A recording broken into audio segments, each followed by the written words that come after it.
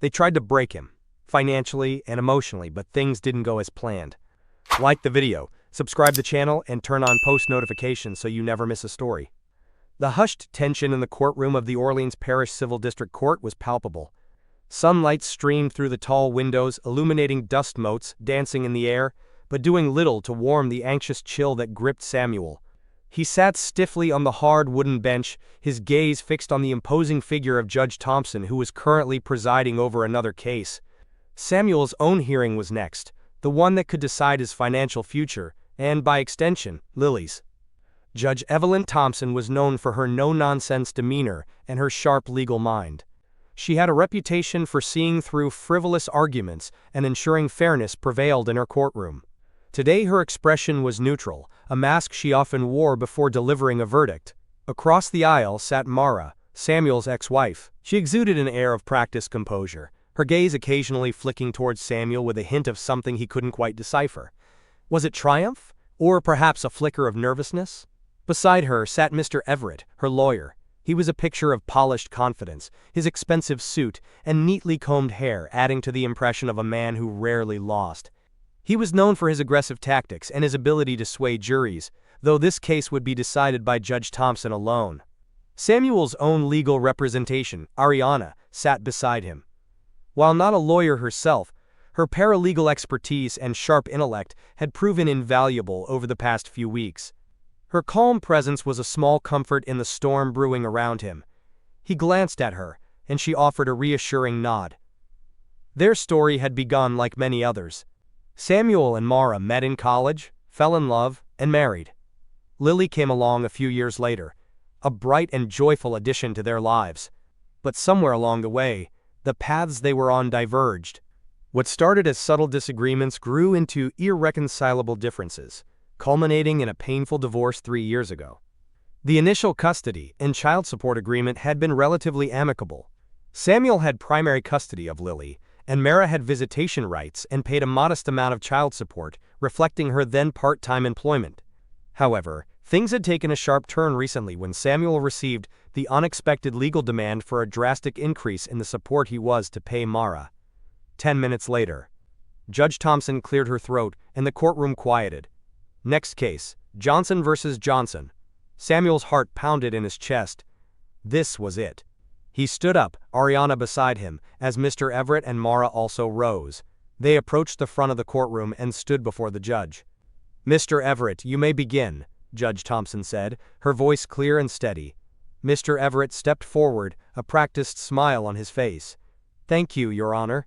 We are here today because my client, Ms. Mara Johnson, believes that the current child support arrangement for her daughter Lily Johnson is no longer adequate to meet the child's needs." He went on to paint a picture of Samuel as a successful businessman whose income was far greater than what he declared. He alluded to a lifestyle that Mara claimed was inconsistent with Samuel's stated earnings, though he offered no concrete evidence. Samuel clenched his fists, trying to remain calm. It was all baseless speculation. Ms. Johnson believes that Mr. Johnson is capable of providing a significantly higher level of financial support, which is necessary for Lily's well-being and future opportunities. Mr. Everett concluded, his tone implying that Samuel was being deliberately stingy. Judge Thompson turned to Samuel. "Mr. Johnson, you may respond." Samuel took a deep breath and stepped forward. "Your Honor, with all due respect, Mr. Everett's assertions are simply not true. I run a small landscaping business. My income is consistent and transparent, as evidenced by the financial records we have provided to the court." He spoke clearly and honestly, explaining his financial situation and his unwavering commitment to providing for Lily. He detailed her current living arrangements, her school, and her extracurricular activities, all of which were comfortably within his means. "Lily is a happy and well-adjusted child," Samuel stated firmly. "She has everything she needs. This demand for a drastic increase in child support is not based on Lily's needs, Your Honor. It is excessive and would create a significant financial hardship for me and force us to drastically alter our lives." He looked directly at Judge Thompson, hoping his sincerity was evident. "Your Honor," Mr. Everett interjected smoothly, "my client has serious concerns about Mr. Johnson's transparency regarding his income. While he may present tax returns, we believe there are other sources of income that are not being disclosed." He subtly implied that Samuel was hiding wealth. Judge Thompson raised an eyebrow. If you're yet to subscribe, do so now because you don't want to miss out on the story we're dropping next. Mr. Everett, do you have any concrete evidence to support these allegations? Mr. Everett shuffled through some papers. We have observed, Your Honor, that Mr. Johnson takes frequent vacations and appears to maintain a lifestyle that seems beyond the means of a simple landscaping business owner. Samuel's face flushed with indignation. Those vacations are carefully budgeted for, Your Honor. They are important for Lily and me to spend quality time together. And my lifestyle is far from extravagant. Mara finally spoke, her voice laced with a hint of injured innocence. It's just that Lily deserves more, Your Honor. I see other children her age with so many opportunities, things I want for her too. Samuel always said he wanted the best for her. And I do, Samuel retorted, unable to contain himself. But the best doesn't mean bankrupting her father, Mara. Judge Thompson held up a hand, silencing them both. Ms. Johnson, can you elaborate on what specific needs of Lily are not currently being met? Mara hesitated for a moment, seemingly caught off guard. Well, it's not just about needs. It's about experiences, travel, better extracurricular activities, maybe even private schooling down the line. These are all things that can be discussed and planned for collaboratively, Samuel pointed out. We have always made decisions about Lily together. That's not entirely true, Samuel, Mara countered, a sharper edge creeping into her voice. You tend to make decisions unilaterally. Ariana leaned over and whispered to Samuel, "Stay calm. Don't get drawn into an argument." Judge Thompson turned her attention back to Mr. Everett. Mr. Everett, has your client explored contributing more financially herself to these experiences she desires for Lily? Mr. Everett's smile faltered slightly. Your Honor, Ms. Johnson is currently focused on rebuilding her career and is not in a financial position to significantly increase her contribution at this time. Samuel frowned. Mara had recently posted pictures on social media from a luxurious spa weekend, something that didn't quite align with the image of someone struggling financially. Your Honor, Ariana spoke up, her voice calm and respectful. We have provided documentation of Ms. Johnson's social media activity, which appears to depict a lifestyle that contradicts her claims of financial hardship. Mr. Everett objected immediately. Your Honor, social media posts are not reliable evidence of financial status. Judge Thompson considered this. While social media may not provide a complete financial picture, it can certainly raise questions about claims of financial hardship. Ms. Everett, I would like to see a detailed accounting of your client's current income and expenses. Mara's face visibly paled. She shifted uncomfortably in her seat, avoiding Samuel's gaze. 2 hours later, the hearing had adjourned for a brief recess. Samuel and Ariana stepped out into the hallway, the tension still thick in the air. Why did she look so nervous when the judge asked for her financial information? Samuel asked Ariana, his brow furrowed. Ariana nodded thoughtfully. It's possible she doesn't want to disclose something. Maybe she does have other sources of income. Or maybe her expenses are higher than she's letting on. But why wouldn't she just say so? Samuel wondered aloud. Sometimes people have their reasons, Ariana said cryptically. We just need to focus on presenting our case and being truthful about your finances. When the hearing resumed, Mr. Everett attempted to steer the conversation back to Samuel's alleged hidden income, but Judge Thompson kept pressing for Mara's financial details. Mr. Everett offered vague explanations and requested more time to gather the necessary documents. Miss Everett, Judge Thompson said, her voice firm, this case has been pending for several weeks. I expect your client to provide the requested financial information promptly. I will set another hearing date for 1 week from today. If the information is not provided by then, I will have to make a ruling based on the evidence currently before me. Mara looked increasingly uncomfortable, and Samuel couldn't shake the feeling that something was amiss. 5 days later. Samuel was at his workshop, the familiar scent of freshly cut grass and mulch, a small comfort amidst his ongoing legal worries. His phone rang, and he saw Ariana's name on the caller ID. Samuel, I have some interesting news, she said, her voice holding a note of intrigue. What is it? Samuel asked, a sense of anticipation building. Remember how reluctant Mara was to share her financial information? Ariana continued. Well, I decided to do a little digging of my own. And? Samuel prompted. It seems our Miss Johnson has been receiving regular, substantial payments from an account that isn't exactly in her name, Ariana explained. Samuel's eyebrows shot up. What do you mean? I can't disclose all the details just yet, as we're still verifying everything, Ariana said cautiously. If you're yet to subscribe, do so now because you don't want to miss out on the story we're dropping next. But let's just say there's a third party involved who seems to be contributing significantly to Mara's lifestyle. Samuel's mind raced. Who could be sending Mara money? It had to be someone with considerable means given the lifestyle her social media portrayed. Do you know who it is? Samuel asked, his curiosity piqued. We have a strong suspicion, Ariana replied. And it might explain why she's suddenly demanding so much from you. The next court hearing. The courtroom was even more tense than before. Mara looked pale and drawn, her usual confident facade seemingly cracked. Mr. Everett appeared more subdued than at the previous hearing. Judge Thompson addressed Mr. Everett directly. Mr. Everett, has your client provided the requested financial documentation? Mr. Everett hesitated. Your Honor, we are still in the process of compiling everything. Judge Thompson's expression hardened. Mr. Everett, I made it very clear that I expected this information to be provided today. This delay is unacceptable. Before Mr. Everett could respond, Ariana stood up.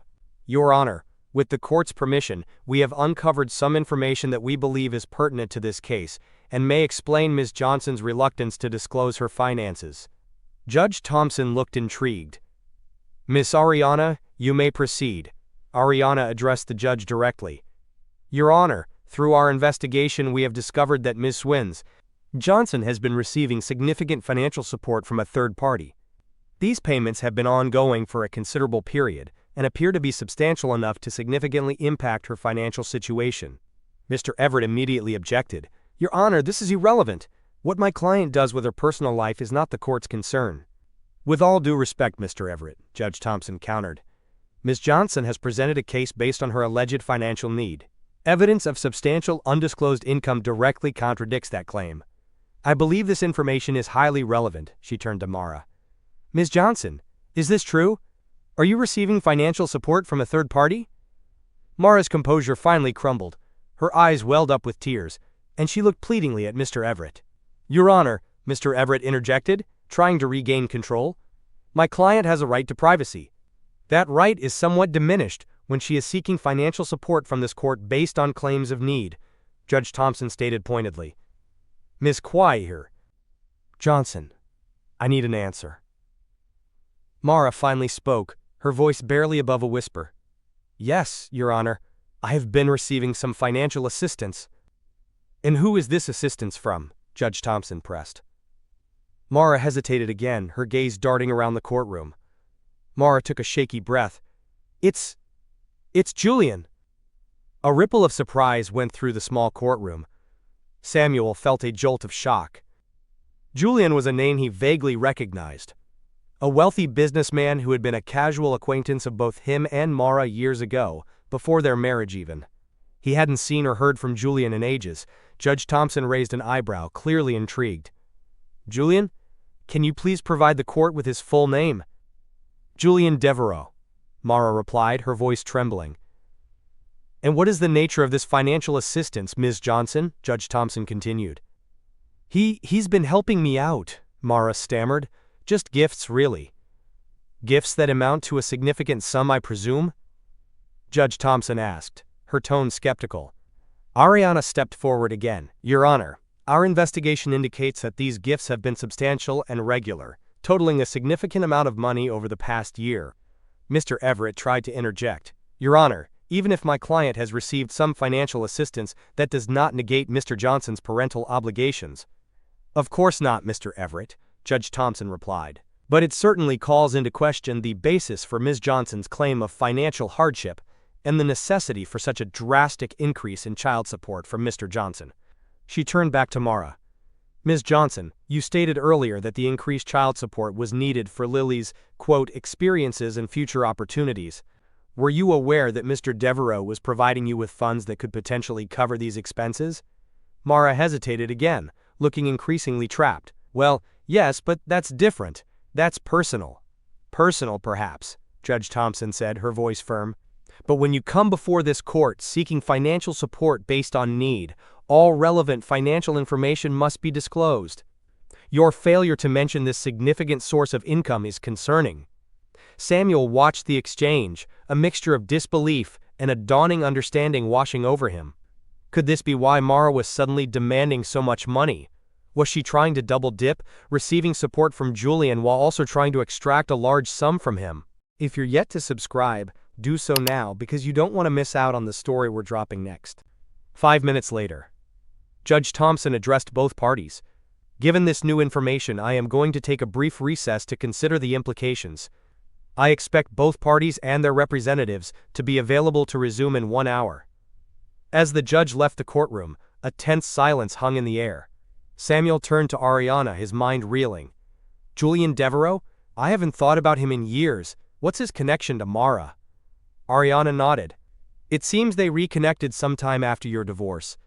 From what we've gathered, it's more than just a casual friendship." Samuel looked over at Mara, who was now engaged in a hushed and seemingly heated conversation with Mr. Everett. He saw a flash of anger in her eyes as she glanced in his direction.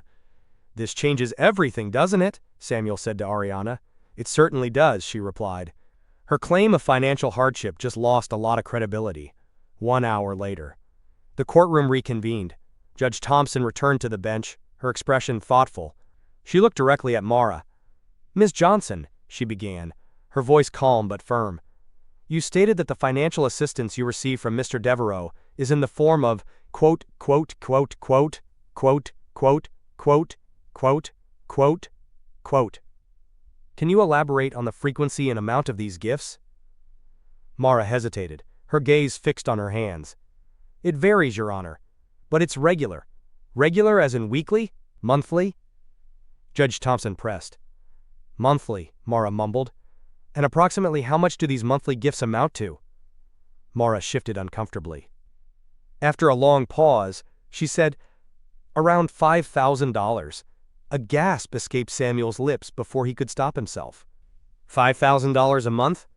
That was a significant sum, far more than he had initially imagined. Judge Thompson's eyebrows rose slightly. $5,000 a month? And you failed to disclose this to the court when requesting a substantial increase in child support from Mr. Johnson? Mara's voice was barely audible. "I didn't think it was relevant." "Not relevant?" Judge Thompson repeated, a hint of incredulity in her tone.